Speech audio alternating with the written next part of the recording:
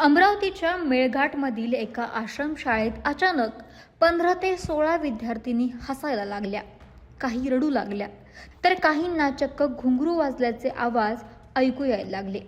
शाळा प्रशासन सुद्धा हैराण झाली की अचानक असं काय घडलं. विद्यार्थिनींच्या या प्रकाराची बातमी गावात वाऱ्यासारखी पसरली आणि त्यानंतर गावात एकच चर्चा झाली. शाळेत भूतबाधा झाली. या अफवेनं विद्यार्थिनी आणि पालकांमध्ये भीती निर्माण झाली. अफवा इतकी पसरली की पाहता पाहता 300 पेक्षा जास्त विद्यार्थिनींनी चक्क शाळाच सोडली आणि थेट घर गाठलं. ही बाब वसतिगृहाच्या अधीक्षिका यांच्या लक्षात येताच त्यांनी मुख्याध्यापकांच्या ही गोष्ट कानावर घातली. मात्र दुसऱ्याच दिवशी ही बातमी गावात पसरताच मुलींना भूतबाधा झाल्याची अफवा पसरली. यावेळी माहिती देताना शाळेच्या शिक्षकांनी सांगितलं, त्यांना मी जेव्हा फेरफटका मारला त्या दिवशी तेव्हा चांगल्या होत्या 8-9च्या सुमारास. आणि त्याच्यानंतर ते मग त्यांना कधी एकीला हसायला, कोणाला रडायला, कोणाला कसं, कोणाला आवाज येत होते घुंगरूचे वगैरे असे ते सांगायला. तर मग आम्ही आलो दवाखान्याला वगैरे, सरांनी मग वगैरे व्यवस्था करून दिली. त्या मुलींचे वयोगट काय आहे? त्यांच्या भूतबाधा झालेली मुलींचे वय किती आहे? 12च्या वरच आहेत सर्व मुली. हा असे किती मुली आहेत? ती संख्या आहे 15-16. भूतबाधा नव्हतीच, कारण की त्याबद्दल दवाखान्यातली मंडळी, सायकॅट्रिस्टची टीम यांनी ते एक सिव्हिअर हिस्ट्रिका म्हणून सांगितलं. जसं एखाद्या मुलाला वाटलं की बा मला होत आहे आणि बाजूच्या विद्यार्थिनीला वाटलं मलाही होत आहे, मग त्यामुळे ते एकमेकांना पाहून त्या अशा झाल्या संदर्भात असा निष्कर्ष सायकॅट्रिस्ट टीमनी काढलेला आहे. त्या सर्वच मुलींची तब्येत चांगली आहे. आम्ही त्यांच्या संपर्कात आहे. त्या संदर्भात अनिसची पण टीम येऊन गेली. अनिसच्या टीमनी एकताईला पण व्हिजिट दिली आणि काल त्यांनी मला सांगितलं की त्या सर्व मुली चांगल्या आणि त्या सगळ्या मुली शाळेत यायला तयार आहेत. दवाखान्यात जे भरती होते मुलं, त्यांची परिस्थिती सध्या कशी आहे? चांगलीच आहे सर, चांगली आहे. त्यांचे पालक ते इथं पाठवायला तयार आहेत का? हो हो, एकताईच्या सर्वच पालकांनी त्यांना सांगितलं अनिसच्या टीमला की बा आम्ही सर्वच विद्यार्थ्यांना शाळेत पाठवायला तयार आहे. मात्र ही खरंच भूतबाधा आहे का, या प्रश्नाचं उत्तर शोधण्यासाठी आरोग्य विभागाचं पथक शाळेत दाखल झालं. विद्यार्थिनींची तपासणी करण्यात आली आणि वैद्यकीय पथकानं हा प्रकार भूतबाधेचा नसून मानसिक ताणाशी संबंधित हिस्टेरियाचा प्रकार असू शकतो अशी माहिती दिली.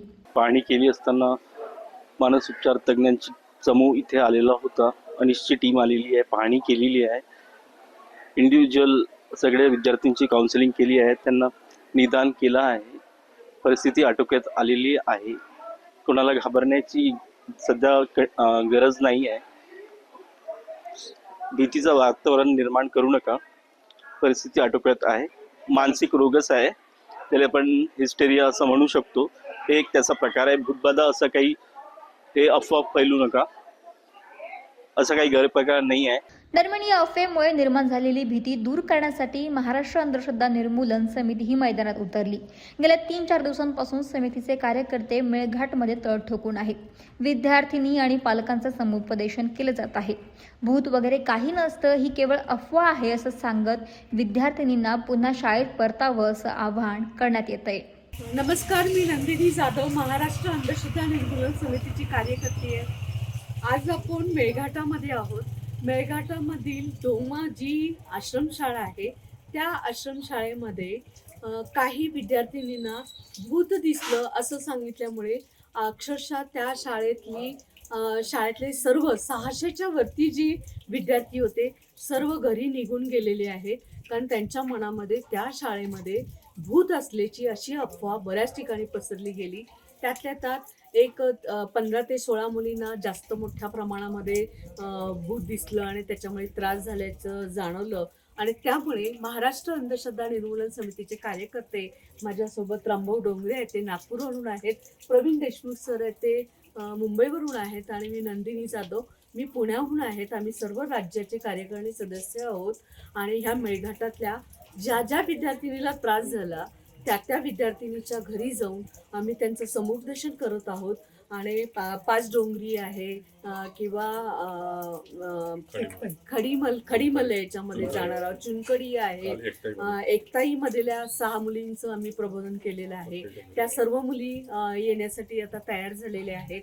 आमचं मत एवढंच आहे की ह्या भागातल्या ज्या मुली आहेत त्यांचं शिक्षण होणं फार गरजेचं आहे आणि त्यांचं शिक्षण अर्धवट होऊ नये, पूर्ण शिक्षण होणं फार गरजेचं आहे. त्यासाठी म्हणून महाराष्ट्र अंधश्रद्धा निर्मूलन समिती, भरपूर पाऊस आहे, अगदी रस्ते व्यवस्थित नाही तरी पण त्या प्रत्येक भागामध्ये जाऊन मुलींचं प्रबोधन करत आहे. त्यांनी परत शाळेमध्ये जाण्यासाठी त्यांना विनंती केली आणि सर्व एकताईच्या गावच्या सर्व मुली शाळेमध्ये जाण्यासाठी तयार झालेल्या आहेत. आज आम्ही खडीमलमध्ये आहोत. खडीमलमध्येही त्या 2 मुलींशी इथे चर्चा करत आहोत आणि त्यांनाही शाळेमध्ये जाण्याची विनंती करत आहोत. तर पुढे आमचं काम असं चालू राहणारच आहे. अशा काही अधिकाऱ्यांच्या भेटी घेणार आहोत. शाळेमधल्या शिक्षकांशी, तिथले मुख्याध्यापक आहेत, अधीक्षक यांच्याशी बोललेलो आहोत. त्या शाळेमध्ये स्वतः आम्ही राहिलेलो आहोत. त्याच्यामुळे त्या ठिकाणी भूत वगैरे असं काही नाहीये, पण ती एक मुलांच्या डोक्यामध्ये भीती बसलेली आहे आणि ती अफवा आहे. त्याच्यामुळे सर्व विद्यार्थ्यांना मला एक विनंती करायची आहे की असं भूत वगैरे कुठे नसतं, तर आपलं शिक्षण महत्त्वाचं आहे आणि शिक्षण घेण्यासाठी आणि शिक्षण पुन्हा आपलं चालू करण्यासाठी परत शाळेमध्ये जावे अशी मी महाराष्ट्र अंधश्रद्धा निर्मूलन समितीच्या माध्यमातून आव्हान करतो. स्कूल में क्या मालूम, वो जमा कर रहा था उनका, हाँ, और तो उनको दवाखाना लाया, हाँ, दवाखाना इलाज किया, हाँ, उसके बाद में उनको कोई ठिकाना ही नहीं था. मैंने बोला कि हम बच्चे वैसे इलाज भी डॉक्टर लोग भी अच्छा किया बेचारा. अच्छा, हाँ, हाँ, और मास्टर भी आया था, मास्टर उनका भी गलती नहीं है. अच्छा, हाँ, तो मैंने बोला कि उनसे भी लिया गया, हमने बोला कि छुट्टी दे दे. हाँ. और उसके बाद क्या किया, उसको कहाँ लेके गए? उसके बाद में डायरेक्ट घर को लेके आया. और घर पे बाद में घर के बाद में फिर हमने बोला कि कुछ ना कुछ इलाज करो इनका. तो फिर भूमिका है हाँ, इधर, क्या है कैसा भी, भूमिका हाँ. का नाम इधर कौन है? भूमिका समझ अपन घर पे कैसे चल रहा है वैसा के हिसाब से भूमिका. हाँ, उधर. हाँ. हाँ, क्या नाम है उनका वो? नाम के पता नहीं है ना उसका. हाँ, हाँ. तो मैंने बोला कि चलो जाते साले का क्या किया और दाना फेंक के देखा और?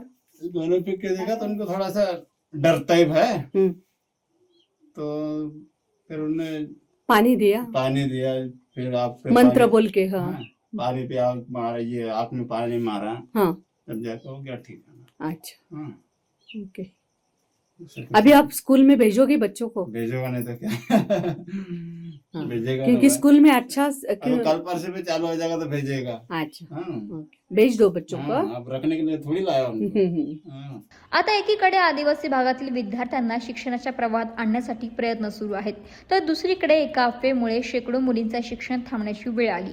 त्यामुळे विद्यार्थिनींच्या मनातील भीती दूर करून त्यांना पुन्हा एकदा शाळेत आणण्याचं मोठं आव्हान आता शाळा प्रशासनासमोर आहे. पण भूतबाधेची अफवा नेमकी कुठून पसरली? विद्यार्थिनींच्या अशा वागण्यामागचं नेमकं कारण काय आणि समुपदेशनानंतर या मुली पुन्हा शाळेत परतणार का, या सगळ्या प्रश्नांची उत्तर आता तपासातून समोर येणार आहे. मात्र अफवांवरती विश्वास न ठेवता विद्यार्थिनींचं शिक्षण आणि त्यांचं मानसिक स्वास्थ्य याला प्राधान्य देणं गरजेचं आहे. महाराष्ट्रातील सर्व बातम्यांचे विश्वासार्ह व्यासपीठ.